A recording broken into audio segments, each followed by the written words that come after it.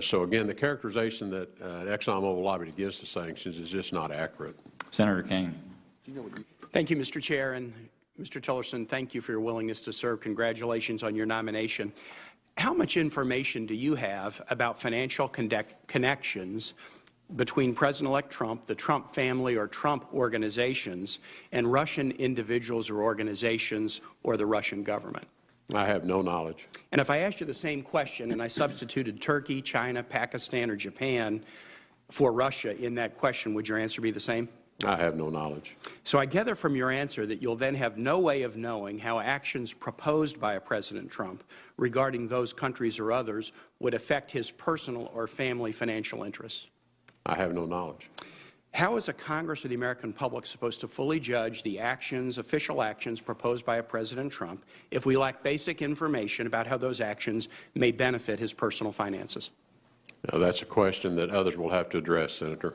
You're aware that government leaders of many of the countries that you dealt with in your capacity as CEO of ExxonMobil have used their positions of leadership to greatly advance their personal wealth while they were in office, correct? I have no direct knowledge of that. But you've read press accounts, for example, about folks like Vladimir Putin or the leaders of Equatorial Guinea and other nations suggesting that they have amassed great personal wealth while in office, correct? I'm aware of the press reports. Do you think that such behavior by a head of government is in accord with values of the United States or contrary to U.S. values? If the reports are true and there has been inappropriate taking of funds that belong to rightfully to the government and that is not provided for under the government's laws, then that would be contrary to our values, which are to respect the laws. Should Congress be diligent to make sure that federal officials, including the President, do not use their public positions to amass personal wealth while in office? That is the standard in the United States, yes, sir. Without full disclosure of the President of all his financial interests, isn't there a chance that you might be across the table in a negotiating setting, say with Russian officials, who know more about the President's financial interests and exposure than you do? Not to my knowledge. If that was the case, wouldn't that put America and our national interests at somewhat of a disadvantage? If it's not to my knowledge, it isn't going to change the way I'm negotiating with them. But if someone on the other side of a negotiating table, you've been in negotiations, has more knowledge than you do, is that not something that could put you at a disadvantage? I think as long as the objective of the negotiation is clear, what are we trying to achieve, that's all that matters. If you achieve the objective, the art of negotiating is just how you achieve that objective. I want to switch and ask you some questions about climate following up on Senator Udall.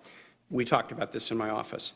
There's been a great deal of coverage about ExxonMobil's history with the issue of climate change. There was a recent two-part article in the New York Review of Books prepared by members of the Rockefeller Family Foundation and investigated by an independent team for the Columbia School of Journalism. In 2015, there was a three-part series in the Los Angeles Times, and in the same year, Inside Climate News did an 8-month investigation and produced a 9-part series that was a finalist for a Pulitzer Prize, all on the question of ExxonMobil's knowledge of basic climate science. These articles conclude the following, and then I'm going to ask you some questions. 1, ExxonMobil concluded as early as the 1970s that pollution from CO2 released by the burning of fossil fuels was affecting the climate in potentially destructive ways. 2, despite this knowledge, ExxonMobil took public positions against the scientific consensus regarding climate science. 3, ExxonMobil funded outside organizations that publicly denied, downplayed, and obscured the scientific consensus. And 4, ExxonMobil, despite claims to the contrary, continues to provide funding, if at a lower level, to outside groups that deny, downplay, or obscure this scientific consensus. Are these conclusions about ExxonMobil's history of promoting and funding climate science denial, despite its internal awareness of the reality of climate change during your tenure with the company, true or false? Senator, since I'm no longer with ExxonMobil, I'm in no position to speak on their behalf. The question would have to be put to them. I'm not asking you to speak on ExxonMobil's behalf. You were with the company for nearly 42 years? That is correct. And for the majority of your time, you were with the company in an executive position? Approximately half the time. And you became CEO in 2006? Correct. So I'm not asking you on behalf of ExxonMobil. You've resigned from ExxonMobil. I'm asking you whether those allegations about ExxonMobil's knowledge of climate science and decision to fund and promote a view contrary to its awareness of the science, whether those allegations are true or false. The question would have to be put to ExxonMobil. And let me ask you, do you lack the knowledge to answer my question, or are you refusing to answer my question? A little of both. I have a hard time believing you lack the knowledge to answer my question, but that's an editorial comment just like your comment was an editorial comment. With respect, refusing to answer my question, we talked in my office. You have severed your financial ties with ExxonMobil, correct?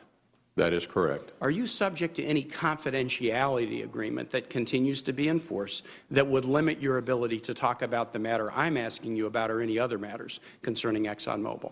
Let me clarify my first answer. All the ties will be severed if I am confirmed. Right. Absolutely. I got that. I spoke too quickly. Yeah, I understood that.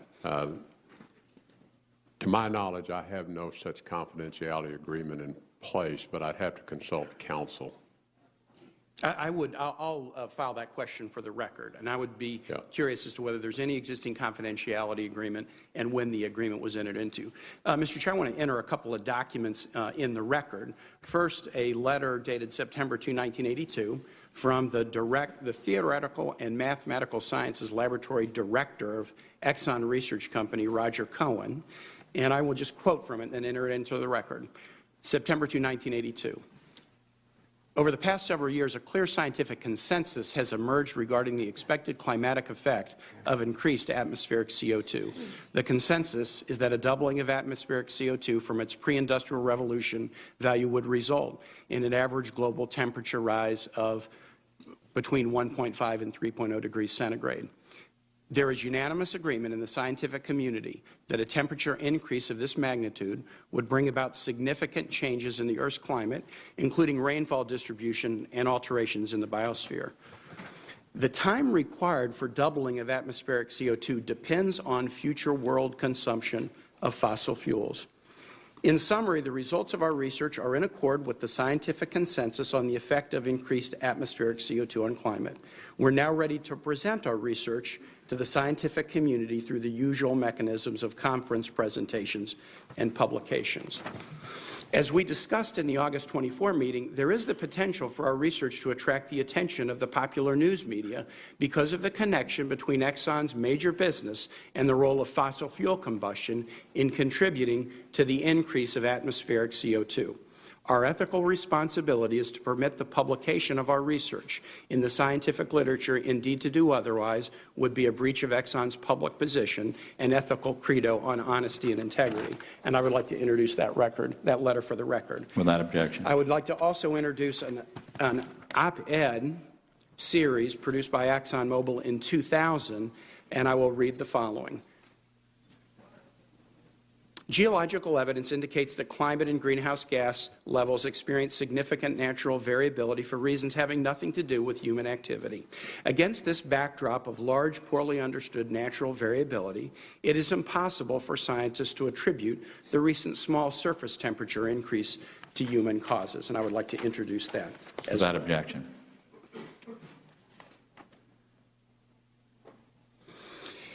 Mr. Tillerson, one last subject. I know you're familiar with the use of the phrase resource curse to describe the phenomenon whereby oil-rich countries often find that their abundance of natural resources actually impedes development of a diverse economy and promotes authoritarianism, violence, environmental despoliation, poverty, and corruption. That's not an iron law, but that has been a much-discussed topic in economic literature since the early 1990s. ExxonMobil does business in many countries, Chad, Equatorial Guinea, Nigeria, Indonesia, Angola, that have suffered through this phenomenon. I would like you to talk about, as Secretary of State, where we have a development portfolio that tries to help nations raise sustainable economies, how will you work with nations that have suffered under this resource curse, and how will you work with them to make sure they respect human rights, the rule of law, and our longstanding commitment to transparency